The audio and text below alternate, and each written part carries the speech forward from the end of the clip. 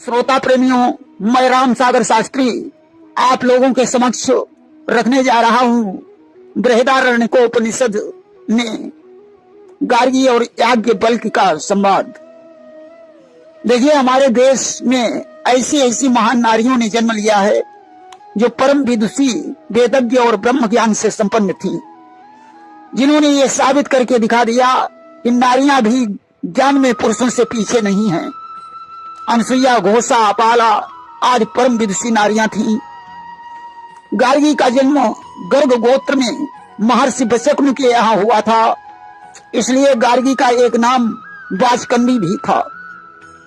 एक बार राजा जनक ने यज्ञ किया जिसमें देश भर के प्रकांड विद्वान उपस्थित थे कि जनक राज जब यज्ञ रचाए और ते ही मां बहु विद्वान बुलाए। सभा में महर्षि याज्ञवल्क्य भी मौजूद थे कि याज्ञवल्क्य मुनि ज्ञान निधाना और जनक सभा बैठे निज थाना।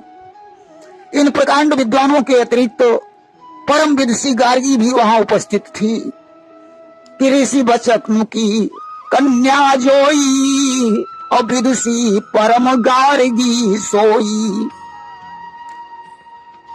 राजा जनक ये जानना चाहते थे कि इन विद्वानों में सर्वश्रेष्ठ विद्वान कौन है, अतः इसकी जांच करने के लिए उन्होंने 1000 गायों के सींगों में 10-10 तोला सोना बंधवा दिया कि 1000 गाय मंगवाई और स्वर्ण श्रृंग नपदीन बनाई। उन्होंने ऐलान कर दिया कि इतने विद्वानों में जो अपने को सर्वश्रेष्ठ विद्वान समझता हो वह इन गायों को ले जाए कि जो विद्वान परम को होई और सहस गाय लई जावई सोई। अब तो सर्वश्रेष्ठ का नाम सुनकर सारे विद्वान भयभीत हो गए, क्योंकि गायों को ले जाने का मतलब था अपने को सर्वश्रेष्ठ विद्वान साबित करना। जब कोई विद्वान गायों को ले जाने के लिए आगे नहीं बढ़ा, उस समय याज्ञवल्क्य ने अपने शिष्यों को आदेश दिया कि इन गायों को ले चलो। याज्ञवल्क्य निज शिष्य बुलाई और कहा गाय सब चलो लवाई। शिष्य गायों को लेकर जाने लगे। अब तो विद्वानों को अपना अपमान महसूस हुआ। उन्होंने याज्ञवल्क्य से कहा कि इतनी बड़ी सभा में तुम अपने को विद्वान कैसे मानते हो? कि बोली उठे सिगरे विद्वाना और सबको तजी तुम बनत महाना। याज्ञवल्क्य ने विनम्रता पूर्वक उत्तर दिया कि मैं यहाँ उपस्थित सभी विद्वानों को प्रणाम करता हूँ। मैं अपने को विद्वान नहीं मानता। मैं गायों को इसलिए ले जा रहा हूँ क्योंकि इन गायों की मुझे आवश्यकता है कि नहीं अंकुर घमंड को जामा और सकल ऋषि ने कऊ करहूं प्रणामा। कि हमारे घर नहीं एक उगाई और ताते हमलीनी हकवाई। विद्वानों ने कहा कि बिना शास्त्रार्थ किए तुम इन गायों को नहीं ले जा सकते हो। कि शास्त्र युद्ध हम ते अब कीजिए और जीत के गाय सकल लई लीजिए। याज्ञवल्क्य ने कहा कि कोई बात नहीं, शास्त्रार्थ कर लो, परंतु याज्ञवल्क्य के साथ शास्त्रार्थ में कोई भी विद्वान विजयी नहीं हुआ। कि हारे सब श्रुतिवादी मजारा और तब गार्गी नप बदन निहारा। अंत में गार्गी ने राजा जनक से कहा, राजन, अगर आपकी आज्ञा हो तो मैं याज्ञवल्क्य के साथ शास्त्रार्थ करूं। कि जो नरेश कहे आयसु होई और तब हम प्रश्न पूछी कोई ले। कि जो नरेश को आयसु होई और तब हम प्रश्न पूछ ले कोई। देखिए, राजा जनक भी परम विद्वान थे। उन्होंने गार्गी को शास्त्रार्थ करने की आज्ञा दे दी। गार्गी के प्रश्न बहुत पहले और गहन अध्ययन पर आधारित थे। गार्गी ने कहा, महर्षि, स्वयं को जानने के लिए आत्मविद्या हेतु ब्रह्मचर्य अनिवार्य है। आपकी तो 2 पत्नियां हैं, याज्ञवल्क्य बोले गार्गी ब्रह्मचारी कौन होता है? गार्गी ने कहा कि जो परम तत्व की खोज में रहे वही ब्रह्मचारी है। याज्ञवल्क्य बोले तो तुम्हें ये क्यों लगता है कि गृहस्थ परम तत्व की खोज नहीं कर सकता? गार्गी बोली जो स्वतंत्र है वही सत्य की खोज कर सकता है। याज्ञवल्क्य बोले तो क्या विवाह बंधन है? गार्गी ने कहा बिल्कुल विवाह बंधन है।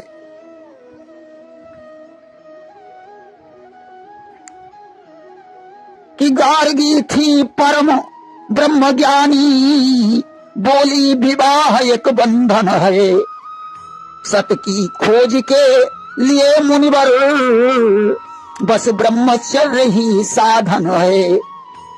याज्ञवल्क्य बोले गार्गी तुम मुझे समझाओ कि विवाह बंधन किस प्रकार से है? गार्गी बोली महर्षि विवाह में व्यक्ति को औरों का ध्यान रखना पड़ता है, उसका मन किसी न किसी चिंता में लगा रहता है। कि नारी विवश नर सकल गुसाई, और नाच ही नट मरकट की नाई, और ग्रह पालन नाना जंजाला, और ते अति दुर्गम शैल विशाला। संतान होने के बाद उसका मन संतान की चिंता में लग जाता है। ऐसे में मन सत्य की खोज कैसे कर सकता है? इसलिए विवाह बंधन है। याज्ञवल्क्य ने कहा गार्गी तुम मुझे बताओ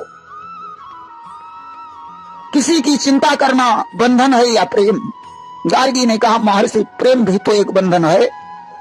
याज्ञवल्क्य बोले गार्गी प्रेम सच्चा हो तो मुक्त कर देता है, प्रेम में स्वार्थ हो तो वह बंधन है। किया प्रेम अगर सच्चा होता तो बंधन मुक्त बनाता है, जो प्रेम स्वार्थ से भरा हुआ उसमें बंधन दिखलाता है। गार्गी ने कहा महर्षि प्रेम एक स्वार्थ ही है इसलिए बंधन है।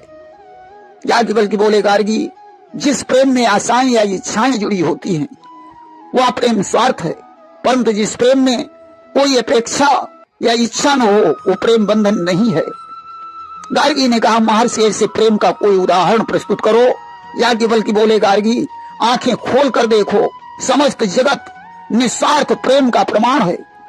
प्रकृति निस्वार्थ प्रेम करती है। सूर्य की किरणें पृथ्वी पर पड़ने से जीवन उत्पन्न होता है। ये पृथ्वी और सूर्य क्या मांगते हैं कि पृथ्वी क्या हमसे लेती है, सूरज क्या हमसे लेता है, पृथ्वी धारण करती जग को और सूर्य ऊष्मा देता है। ये निस्वार्थ प्रेम ही तो है। प्रकृति और पुरुष की लीला और जीवन उनके प्रेम का फल है। हम सभी उसी निस्वार्थता से उसी प्रेम से जन्मे हैं और सत्य को खोजने में समर्थ हैं। इन प्रश्नों का उत्तर सुनकर गार्गी शांत हो गई। याज्ञवल्क्य ने कहा गार्गी तुम मुझसे और भी प्रश्न पूछ सकती हो। गार्गी ने कहा महर्षि प्रत्येक पदार्थ जल में ओतप्रोत है तो जल किस में ओतप्रोत है? कि गार्गी ने कहा महर्षि सुनो जल ही जीवन कहलाता है, जल में मिल जाते सब पदार्थ तो जल किस में मिल जाता है। याज्ञवल्क्य ने एक क्षण विचार किया और बोले गार्गी जल वायु में ओतप्रोत है। गार्गी ने पूछा महर्षि तो वायु किस में ओतप्रोत है? याज्ञवल्क्य ने कहा वायु अंतरिक्ष में ओतप्रोत है। गार्गी ने पूछा अंतरिक्ष किस में ओतप्रोत है? इस प्रकार प्रश्नों पर प्रश्न करते हुए बात गंधर्व लोक, आदित्य लोक, चंद्रलोक, नक्षत्र लोक, देवलोक, इंद्रलोक, प्रजापति लोक, ब्रह्मलोक तक पहुंच गई। गार्गी ने पूछा महर्षि ये ब्रह्मलोक किसमें ओतप्रोत है? कि गार्गी ने प्रश्न अनेक पूछो यह ब्रह्मलोक पहुंचाया है। फिर बोली कहिए ब्रह्मलोक किसमें मुनिराज समाया है। अब तो इस प्रश्न पर याज्ञवल्क्य को क्रोध आ गया और उन्होंने गार्गी को डांट कर कहा कि इससे आगे के प्रश्न पूछने पर तेरा मस्तक कटकर जमीन पर गिर जाएगा। कि आ गया क्रोध मुनि बोल उठे मत इससे आगे प्रश्न करो, अन्यथा शीश कट जाएगा, इसलिए यहीं पर बस ठहरो। गार्गी यह सुनकर मौन हो गई। थोड़ी देर बाद उसने महर्षि याज्ञवल्क्य से कहा, महर्षि अब आप हमारे 2 प्रश्नों का उत्तर दीजिए। स्वर्ग लोक से ऊपर जो भी है और पृथ्वी लोक से नीचे जो भी है और इन दोनों के बीच में जो भी है तथा जो हो चुका है और जो अभी होने वाला है, ये दोनों किसमें ओतप्रोत हैं? अर्थात गार्गी ने ये पूछा कि सारा ब्रह्मांड किसके अधीन है? कि सारांश गार्गी ने पूछा किसके अधीन ब्रह्मांड सकल, इसका उत्तर देकर ऋषिवर कीजिएगा अपनी विजय सफल। याज्ञवल्क्य बोले, कोई अक्षर अविनाशी तत्व है जिसके प्रशासन अनुशासन में सभी कुछ ओतप्रोत है। गार्गी याज्ञवल्क्य का उत्तर सुनकर प्रभावित हुई। उसने याज्ञवल्क्य को प्रणाम किया और कहा, याज्ञवल्क्य निश्चय ही ब्रह्मनिष्ठ हैं, इनके समान कोई सर्वश्रेष्ठ विद्वान नहीं है। सारी सभा ने गार्गी की विद्वता और उदारता की प्रशंसा की। विद्वानों ने कहा कि अब आप निश्चय ही गायों को ले जा सकते हैं। देखिए, अपाला अत्रि की पुत्री थी जो परम सुंदरी और बुद्धिमती थी। कि अत्रि की सुता अपाला थी जो परम सुंदरी ज्ञानी थी। निज पैरों में लख श्वेत दाग बेहद मन में अकुलानी थी। एक दिन स्नान करते समय उसने अपने पैरों पर सफेद दाग देखे, परंतु उसने उन दागों की चर्चा अपने पिता से नहीं की। वह दागों को छुपाकर रखने लगी। दाग धीरे धीरे बढ़ते रहे और अपाला भी विवाह के योग्य हो गई। अत्रि को अपनी पुत्री के विवाह की चिंता सताने लगी। एक दिन संयोगवश उनके यहाँ वेदज्ञ कृशाश्व मुनि का आगमन हुआ। अपाला ने उनका आतिथ्य सत्कार किया। कृशाश्व मुनि अपाला के व्यवहार और स्वरूप से प्रभावित हो गए। उन्होंने अत्रि से अपाला का हाथ मांगा। महर्षि अत्रि ने प्रसन्न होकर अपाला का विवाह कृशाश्व के साथ कर दिया। अपाला कृशाश्व के आश्रम पर चली गई। अपाला के दाग बढ़ते ही रहे। अपाला कृशाश्व से भी उन दागों को छुपाए रही, परंतु एक दिन कृशाश्व ने उसके दाग देख लिए। अब तो वे उसे घृणा की दृष्टि से देखने लगे। मुनिवर कृशाश्व से ब्याह हुआ, पति के आश्रम पर आई है। पत्नी से घृणा अपार हुई, आश्रम से दिया भगाई है। अपमानित होकर अपाला अपने पिता के आश्रम को लौट आई और पिता से बोली, पिताजी मेरे पैरों में सफेद दाग हो गए हैं जिससे पतिदेव मेरा तिरस्कार कर रहे हैं। उन्होंने अपने आश्रम से मुझे बाहर निकाल दिया है। यह बात सुनकर अत्रि को बड़ा कष्ट हुआ। उन्होंने अपाला से कहा, पुत्री, पत्नी श्वेत दाग होने के कारण तुझे बाहर निकाल दिया, परंतु मैं तेरा पिता हूँ, मेरी गोद तो हमेशा तेरे लिए खाली रहेगी। तू इस आश्रम पर निवास कर और इस रोग के लिए भगवान इंद्र की उपासना करनी पड़ेगी, जिसमें सत्तू और सोमरस का नैवेद्य चढ़ाया जाएगा। अब तो अपाला प्रेम पूर्वक मंत्रों का जाप करने लगी। मंत्रों में बहुत बड़ी शक्ति होती है। लिखा है कि मंत्र महामणि विषय ब्याल के और मेटत कठिन कुंत भाल के। इस तरह उसे उपासना करते हुए कई महीने व्यतीत हो गए। एक दिन सत्तू अर्पित करने के बाद जब सोमरस की बारी आई तो सोमलता को पीसने के लिए उसे कोई पत्थर नहीं मिला। उसने सोमलता को अपने दांतों से पीसकर धरती पर गिरते हुए सोमरस का पान करने के लिए भगवान से प्रार्थना की। अब तो इंद्र अपाला के प्रेम और भक्ति पर प्रसन्न होकर प्रकट हो गए। सत्तू और सोमरस का पान करते हुए बोले, देवी तुम धन्य हो, तुम्हारा रोग जड़ से नष्ट हो जाएगा तथा तुम्हारे प्रेम और भक्ति की कहानी संसार में अमर हो जाएगी। आज इंद्र के वरदान से अपाला रोग मुक्त हो गई।